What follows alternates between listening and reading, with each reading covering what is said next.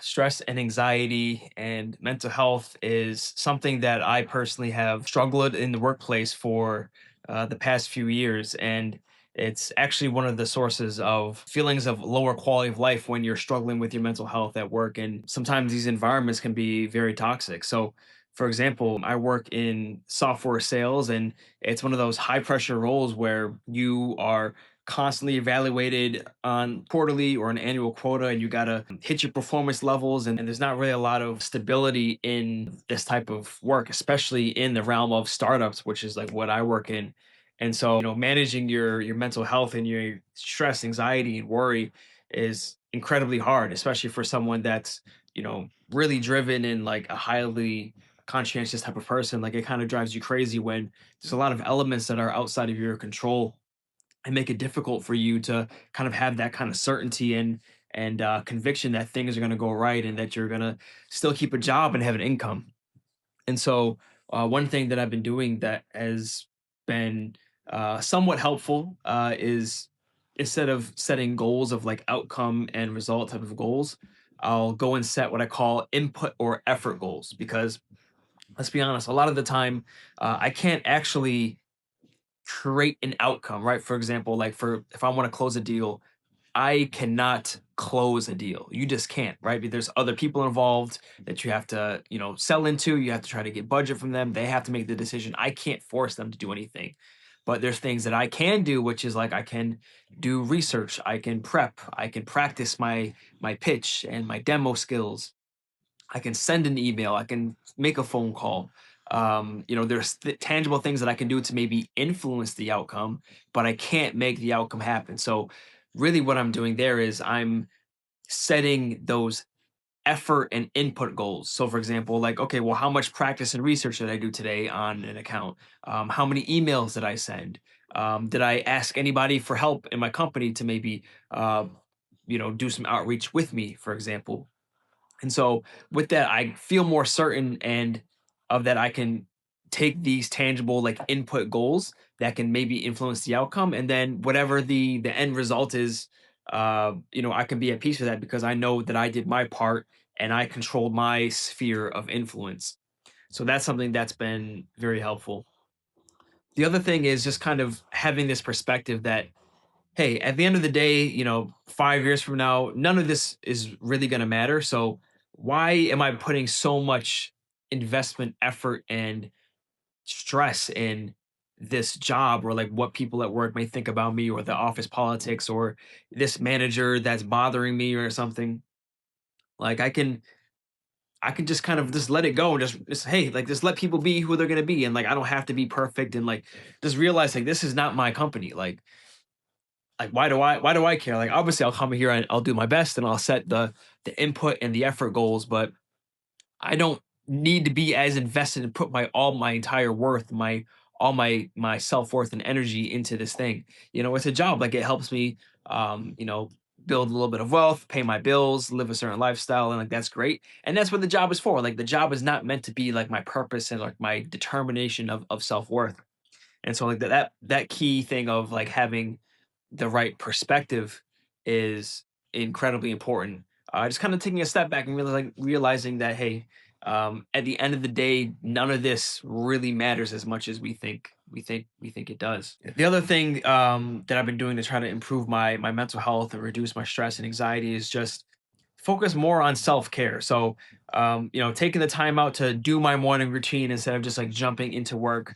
I'll be honest, like, sometimes I haven't been the best at doing that, especially when there's a lot of work and pressure situations, and sometimes I just kind of jump straight into work. But to be honest, for your mental health and just for yourself, it's best to spend that time for yourself and, right, go outside, get the sunlight on your face, go outside and work out and go to the gym.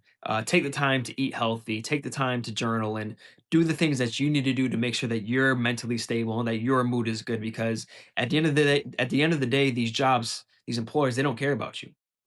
At any moment, they could let you go, and without any like real clear explanation either. So always go back and invest in yourself. And that's what I've been doing. I haven't been perfect, but I need to keep that perspective that, hey, invest in yourself first. Don't give your best self to the job, give your best self to yourself and focus on that. The last thing that I think has been very helpful for me is having your own type of project or creative or business endeavor you can do on the side, that you have full autonomy over, and you can truly be yourself and express yourself authentically and have something that you autonomously can control and want to create from intrinsically. And that's been really important to me because, for example, building this YouTube channel and this brand, it's allowed me to remind myself that, hey, like, I have I have a voice, I have creative capabilities, I know how to structure and create things without having to have a boss, hang over me and try to control everything that I do. And I would say just having this type of creative outlet, like building a YouTube channel, building a product or a brand or something, it gives you this sense of hope and inspiration within yourself. And it also just kind of makes going to the job every single day a lot easier and more palatable, because you are essentially giving yourself a lottery ticket as an escape from the normal job and 9 to 5 type of situation. Yeah, but all in all, a huge part of it too is like the type of work environment that you work in. Sometimes you can get unlucky and you can have managers and coworkers that really kind of stress you out, or like the general toxic workplace environment, and that might just be a signal to maybe start looking at other opportunities, getting your resume together, going out there, interviewing with different companies, practicing what the entire job search process is on the side, and just see what's out there.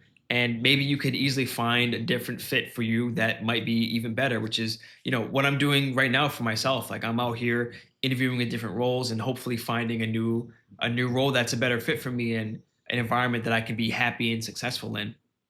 And for example, like the environment that I'm in right now, it's they're nice people, right? It's a nice set of people, and no one's like yelling at me or anything. But it's not really the best environment for me to be successful in as a seller. And there's other environments out there beyond this one, and just having that perspective that, hey, there's other companies that I could potentially work with is makes you feel a bit better, and you have that more of abundance mindset, and it allows you to kind of detach a little bit from the current job that you have, and like decrease the amount of importance that you have on just this one company. And I feel like a lot of us, we tend to have this level of attachment on these type of jobs. So yeah, I just wanted to kind of share what's been going on with my mental health journey in the workplace. Sometimes it's really good, sometimes it's really bad, and these type of videos that kind of helps me kind of reground and refocus myself. That, hey, me myself, I need to stick to the self care habits and like focus on detaching and creating abundance in terms of the ability to find other jobs, to be able to build your own kind of businesses and creative endeavors and revenue streams, and as well as setting the right proper goals. Instead of, don't forget about the outcome, focus on the inputs and the efforts that you can have and create goals around those. So that's a friendly reminder to myself. And sometimes it's just a quick reminder to get back on that right track of keeping your mental health really strong. So I hope you found this valuable, and please like and subscribe. I'll continue making videos around improving your mental health, improving your performance in things. And yeah, stick around. I'll see you. Peace.